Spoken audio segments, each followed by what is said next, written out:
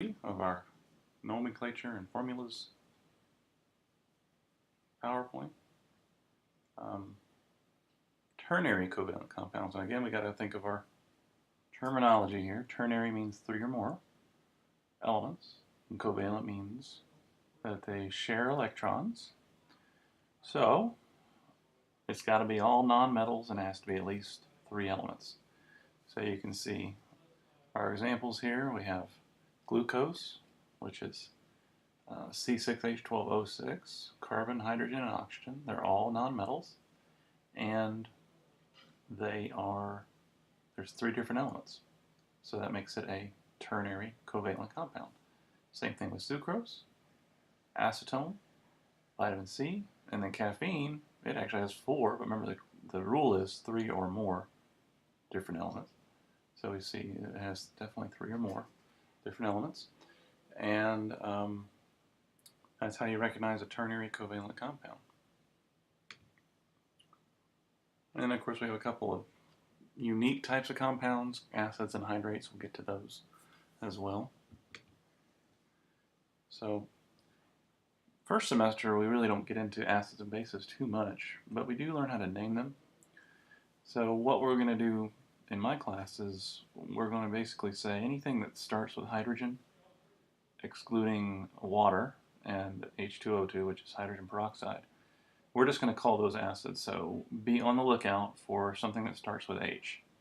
If it's a binary acid, it's going to compose of 2 elements. So if it has to start with an H, then it's going to be H along with one other element. And if it's ternary, it's going to be 3 or more elements, and it's going to have H at the beginning, followed by what we call a polyatomic ion.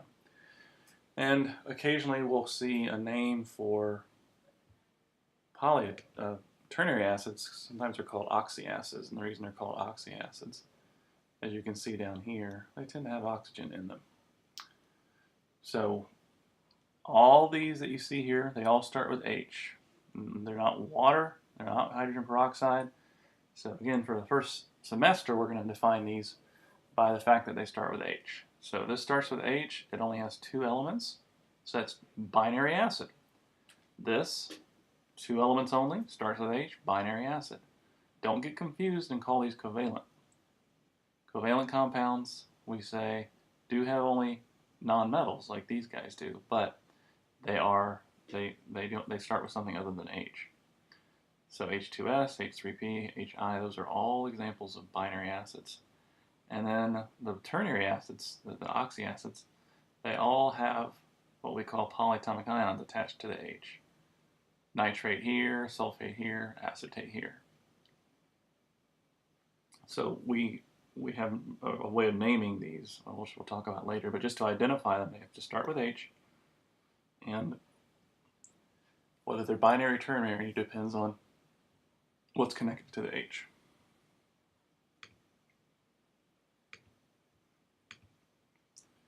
And then hydrates, they're the easiest to recognize. They're basically ionic compounds, so magnesium sulfate here. How would I know that's ionic? Well, it starts with a metal. We talked about that earlier. And then this little asterisk basically means that there's water bonded to the salt. So we call this a hydrate. And you can get rid of the water, and then it becomes an anhydrate. But it's very easy to see the formula for a hydrate because it always has this little dot or asterisk and then H2O. Alright, so how to write formulas for binary ionic compounds. Well, let's say that we were asked to write the formula for a binary ionic compound like sodium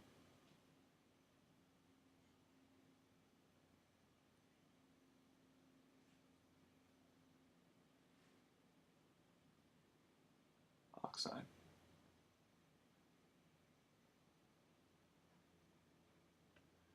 Alright, so what we do is we write the symbol for the metal first. I'm going to write the symbol for the metal, so Na. And I'm going to write the symbol for the nonmetal. Well, this is oxide, but it ends in IDE. That IDE tells you that it's just a monatomic ion. Monatomic. So when you see oxide or you see chloride or fluoride, you should understand that that means that it's just a single element and it's a non-metal. So this is just O.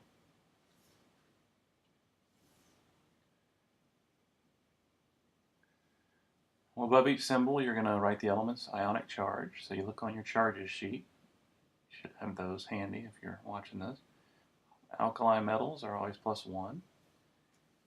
Oxygen is -2, or oxide, -2.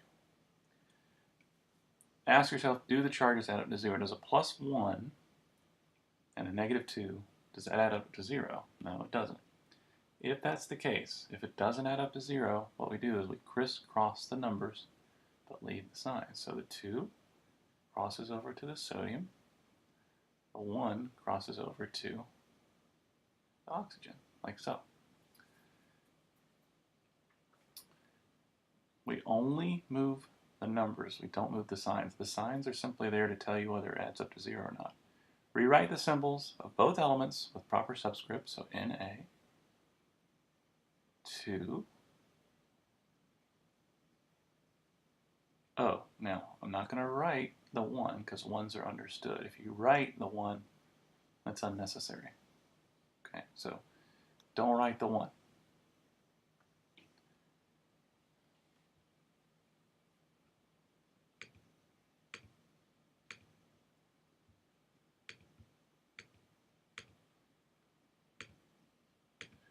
So sodium sulfide, all right, what are we going to do? We're going to write our symbol for sodium. We're going to write the charge, +1. Sulfide is just sulfur, it's got a -2 charge. Do they add up to 0? No, they don't, so the 2 goes there, the 1 goes there, and the answer ends up being Na2S. How about barium fluoride? Well, let's see. We have Ba. We look up alkaline earth metals, they're +2, so we write a +2 there. Fluoride, that's just fluorine with a charge, and all halogens are -1. Does a +2 and a -1 add up to 0? No. So the 2 goes there, the 1 goes there, and the answer is going to be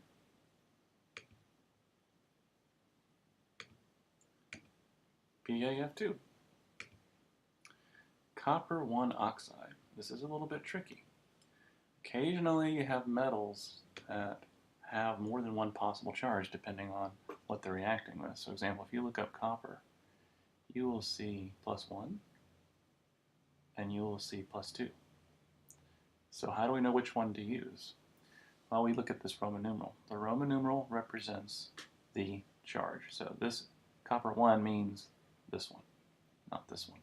If this had said copper 2, then yes, we would have written 2 there instead of a 1. Oxide is just O, oxygen with a -2 charge. Do they add up to 0? They don't. So we crisscross the 2 over to the copper, and there you go. Magnesium phosphide. Mg for magnesium.